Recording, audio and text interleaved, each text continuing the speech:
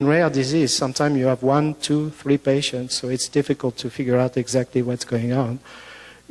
So that's why knowing what's going on in all the patients is very important. And then we can also contract the lab to have what is called an alert system. So if a value, for example, is too high or too low, I receive an email immediately, which is good because then I can liaise with anybody who needs to be involved to figure out what's going on.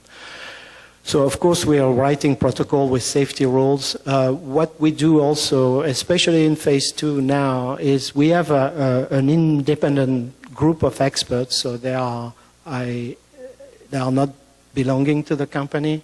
They are not belonging to the research staff. And they just look at the data and they'll tell you whether they think you have a problem or whether everything is fine. And these people have basically the right to do anything they want with the study. They can stop it. They can say, no, it's fine, you can continue. So it's important to have this, this kind of security. And what we do before starting the study, we write what is called a charter. And we try to figure out exactly what are the rules that need to be followed so that if in case of problem, you can decide pretty quickly. And of course, you know that we have IRBs, Institutional Review Board, that need to approve everything that is done, that the research makes sense, so on and so forth. So now, this is why my topic is changing, because what happened with the study is that, in fact, I decided to stop the study. And my job was not only to think for myself, why would I do that, but also to convince a lot of people that was the right thing to do.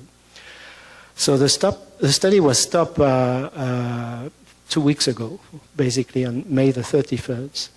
And I'm going to come back to the reason why the study was stopped. And you will realize that sometimes decisions are difficult to take, and that's why you need the advice of other people to help you take decisions. So we notified the clinical site so that their job was to notify the patients exactly what to do, and also to notify the IRB on what to do. We did all the instruction for, so for example, do you have to come back to the site? When do you stop? Do you have to stop treatments? All these kind of things. And because we are a public company, stopping a study is a big event. It's called a material event. So we had to do a press release very quickly and to say we stop. And so when you communicate that, you have to make sure that people are you are communicating in the right order. So we inform the sites just a little bit in advance of the press release. You have to think about all these kind of things. So now, why did we stop the study? So the reason is that 3 subjects had elevation in transaminase, and it was probably patients who were taking the drug. So transaminase are, just to make sure, that's called ALT or AST. They are the enzyme. That's not really the enzyme that are the problem in PBC, but they are the enzyme that are linked to the health of your hepatocyte, not the bile duct. So this transaminase, there was no symptoms, but in general, when you have an elevation in transaminase, you don't have any symptoms. They were reversible after stopping treatment, which for me and for you is an important indication because, at the end of the day, I'm a physician. So what I've learned is that I don't want to make any mistakes. We say in Latin, it's primum non nocere, which is first, do not harm. So this transaminase was asymptomatic, going back to where people were. So it was, what was very surprising was that despite this increase in transaminase, there was also an improvement in the marker of cholestasis. So the gamma GT was going down, and then we confirm also that the alkaline phosphatase were going down. So on one hand, it seems that the patients were not doing well, but on the other hand, the patient was doing better. Sometimes things are a little bit more complex than you expect.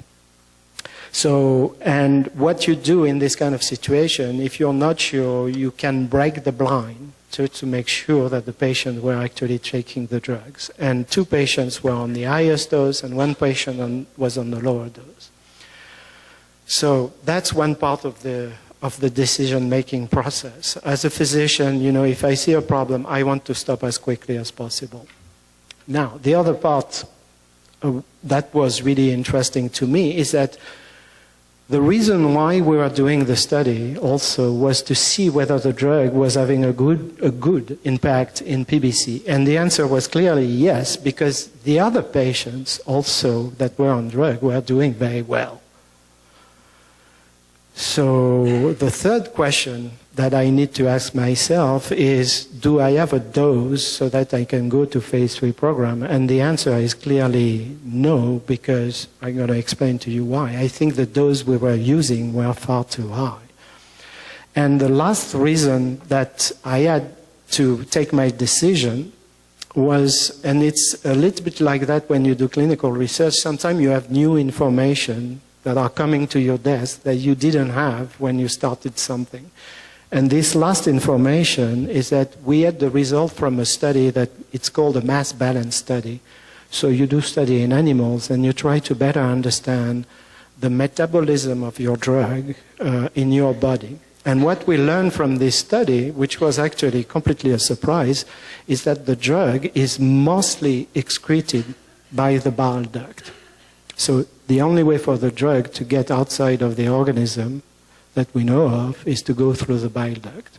If you have a disease that decreases your amount of bile that goes down, then it was pretty evident for us that in fact we are using too much of a drug compared to people who have normal bile duct. So we didn't see any signal in normal people, and we think the reason why is that you don't have this problem with your bile duct. So if you put the three together, the decision was actually pretty simple to take, which was to stop the study and probably decrease the dose of the drug so that in the new studies we will use doses that are more customized for PBC patients. And actually, I think the decision was a good decision because everybody was in agreement with the decision. So now I need to show you some data. So that's the alkaline phosphatase. And so you have the results of the placebo group, the 50 milligram, the 200 milligram, the number of patients. So we were just in the recruitment phase of the study, so there were a lot of patients that were not yet on treatment. They were screened for the studies. So you have data for 10, 9, and 7 patients. You see the baseline value of the alkaline phosphatase.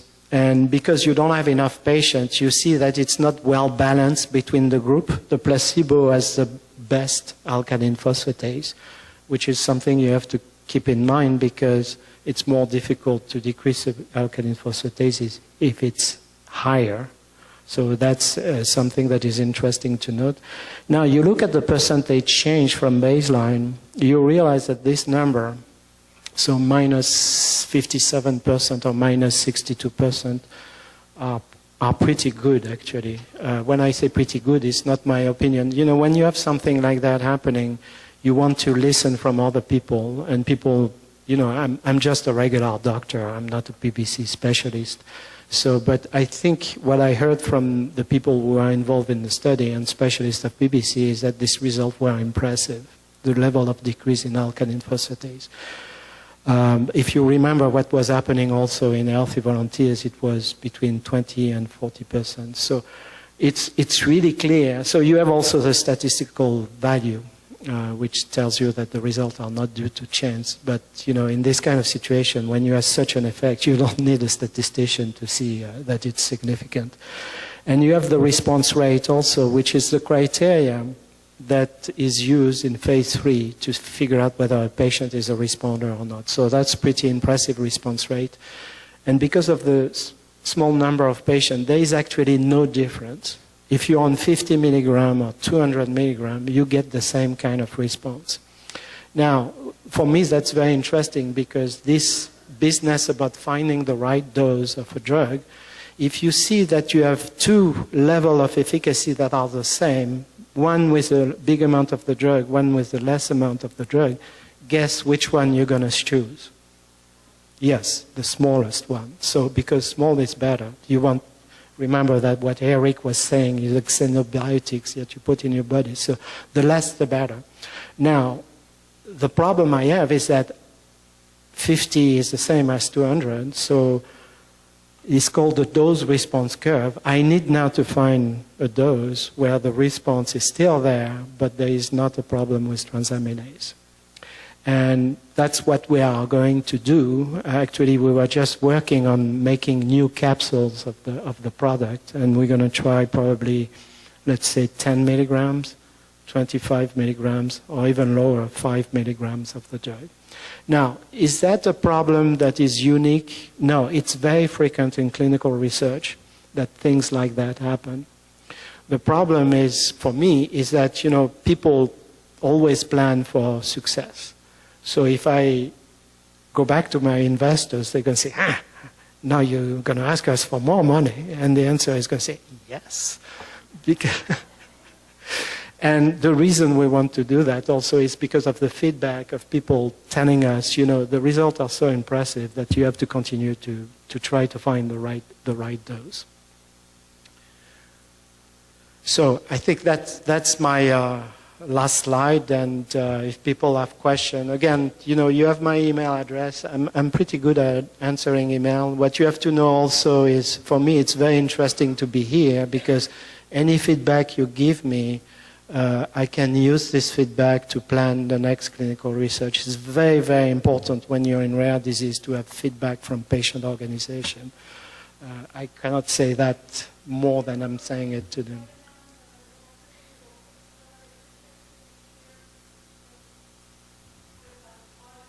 Yeah, and don't forget you're the boss, so you can say anything and ask any question.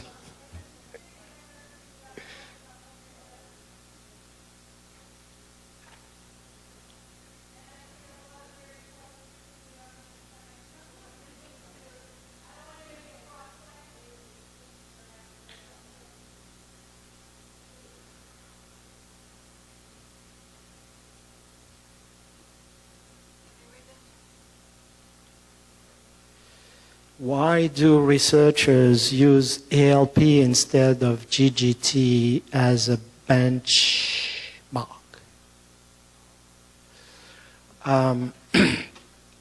That's a very good question. So ALP is, when you measure something, the variability is something that is important. You want to measure something that is not too variable.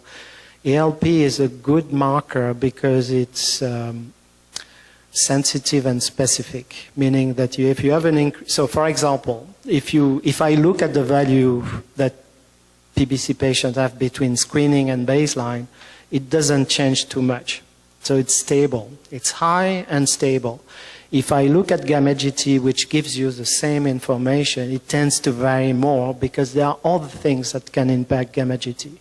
So for example, you know, I'm French, I like wine. If you take wine, sometimes you can see an increase in your gamma GT. So it's less specific. But generally, if you have enough values or enough patients, the two markers are exactly the same. Do you ask patients about side effects like itching? I'm always having a problem with the last word. So I think the question, do you ask patients about side effects like itching? I think the other one is nausea.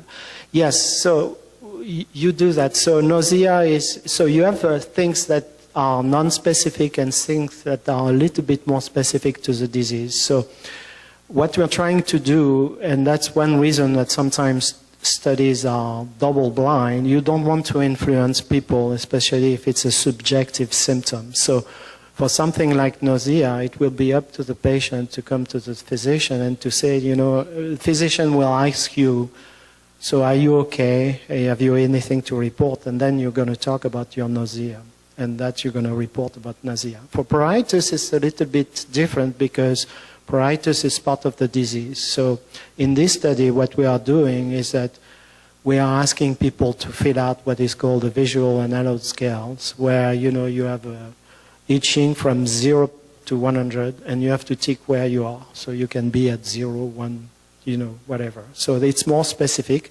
Then you have questionnaires also that we do where you ask what is the impact of itching on your quality of life. And then you still have this thing about adverse event that you can say, you know, I'm itching a lot today. I was not itching at all at the beginning of the study. So can you report that as an adverse event of the drug? So we're doing all that. Do you have a timeline for new studies on dosages? I can. Yes, I think what we have to do is to first make the capsules, make sure they are here. Then what we are doing also is that we are discussing with the sites that we were engaged in the study, because some of them are telling us, try to come back to us as quickly as possible so we can be part of the next study. So, you know, it's very difficult to put the timelines, but I can tell you what I would like to do, which is to go back and initiate a new study before the end of this year. Whether I can do that or not, we'll see. Last questions. Do you control for patient behavior, i.e. the use of alcohol? We are asking people to refrain, but they do, you know. And the last question for you will be, how certain are you that reduction of ALP results in actual improvement in prognosis? That's the key question. So when you do ALP, you can always say, yeah, you decrease ALP, but so what?